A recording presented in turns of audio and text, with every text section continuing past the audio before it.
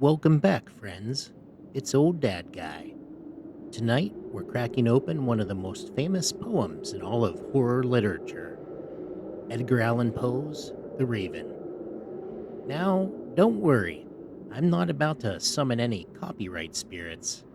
Poe's been haunting libraries since 1849, and his work is firmly in the public domain. That means you and I can enjoy it together. No lawyers perched above our chamber door.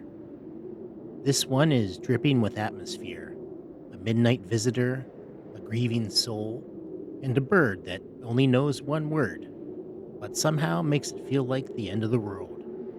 So grab your candlelight, hush the tapping at your own door, and settle in as we journey into Poe's most haunting vision. This is The Raven. Once upon a midnight dreary, while I pondered, weak and weary, over many a quaint and curious volume of forgotten lore, while I nodded, nearly napping, suddenly there came a tapping, as of someone gently rapping at my chamber door. "'Tis some visitor," I muttered, tapping at my chamber door. "Only this, and nothing more."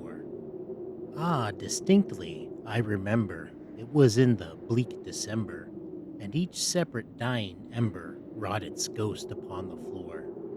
Eagerly I wished the morrow, vainly I had sought to borrow from my books surcease of sorrow, sorrow for the lost Lenore, for the rare and radiant maiden whom the angels named Lenore, nameless here forevermore. And the silken, sad, uncertain rustling of each purple curtain thrilled me, filled me with fantastic terrors never felt before. So that now, to still the beating of my heart, I stood repeating, "'Tis some visitor entreating entrance at my chamber door. Some late visitor entreating entrance at my chamber door. This is it, and nothing more." Presently my soul grew stronger, hesitating, then no longer. "Sir," said I, "or madam, truly your forgiveness I implore. But the fact is I was napping, and so gently you came rapping, and so faintly you came tapping at my chamber door, that I scarce was sure I heard you. Here I opened wide the door. Darkness there, and nothing more. Deep into that darkness peering, long I stood there wondering, fearing, doubting dreams no mortal ever dared to dream before. But the silence was unbroken, and the darkness gave no token, and the only word there spoken was the whispered word, Lenore.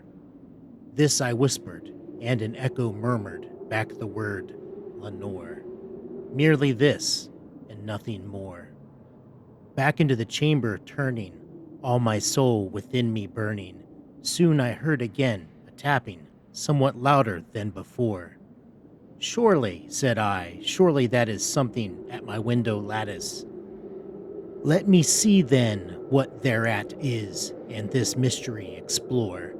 Let my heart be still a moment, and this mystery explore.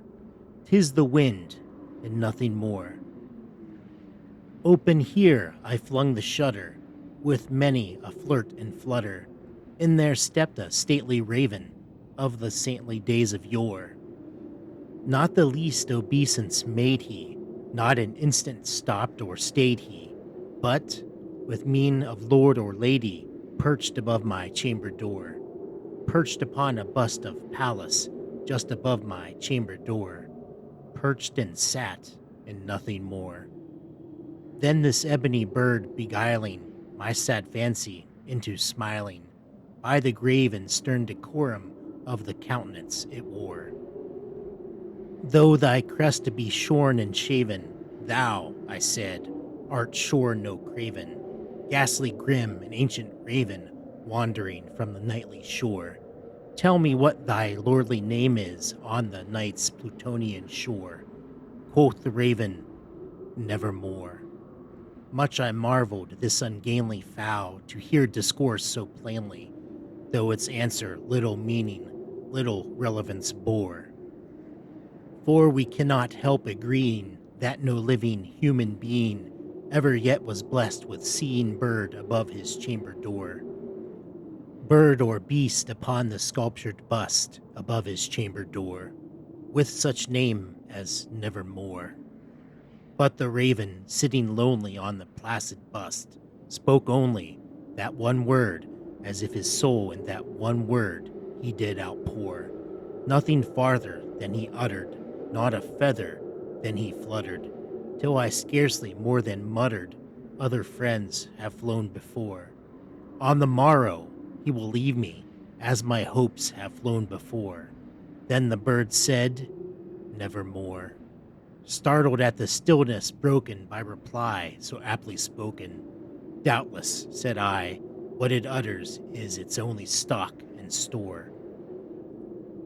Caught from some unhappy master with whom unmerciful disaster followed fast and followed faster, till his songs one burden bore, till the dirges of his hope that melancholy burden bore, of never, nevermore. But the raven still beguiling all my sad soul into smiling, straight I wheeled a cushioned seat in front of bird and bust and door. Then upon the velvet sinking, I betook myself to linking fancy unto fancy, thinking what this ominous bird of yore, what this grim, ungainly, ghastly, gaunt and ominous bird of yore meant in croaking nevermore. This I sat engaged in guessing, but no syllable expressing to the fowl whose fiery eyes now burned into my bosom's core. This and more I sat divining, with my head at ease reclining on the cushion's velvet lining that the lamplight gloated o'er, but whose velvet violet lining with the lamplight gloating o'er sea shall press, nevermore. Then my thought the air grew denser, perfumed from an unseen censer, swung by angels whose faint footfalls tinkled on the tufted floor. Wretch, I cried, thy God hath lent thee, by these angels he hath sent thee, respite, respite, and nepenthe from thy memories of Lenore. Quaff, O quaff, this kind nepenthe, and forget this lost Lenore. Quoth the raven, nevermore.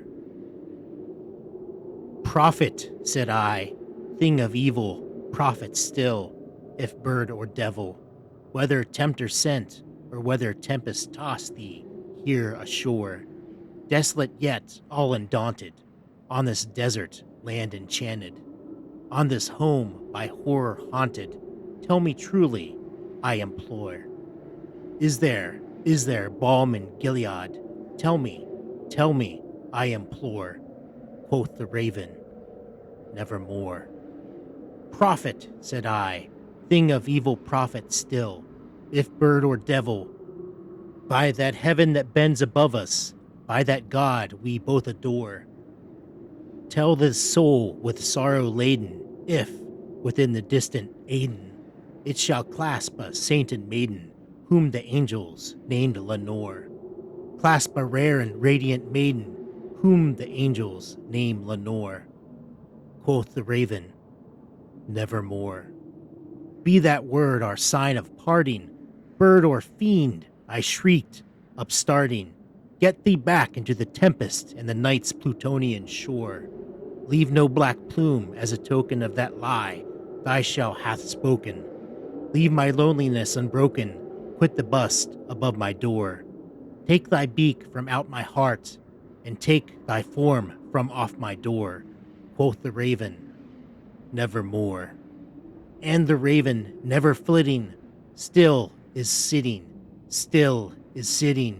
on the pallid bust of Pallas, just above my chamber door, and his eyes have all the seeming of a demon's that is dreaming, and the lamplight o'er him streaming through his shadow on the floor, and my soul from out that shadow that lies, floating on the floor, shall be lifted nevermore.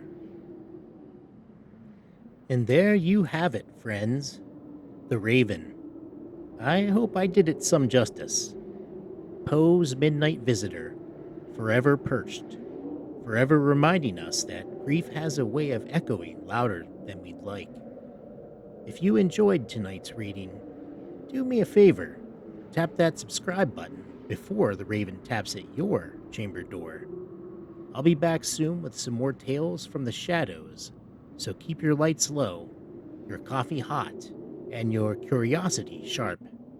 Until next time, this is Old Dad Guy, wishing you pleasant dreams, or at least interesting nightmares.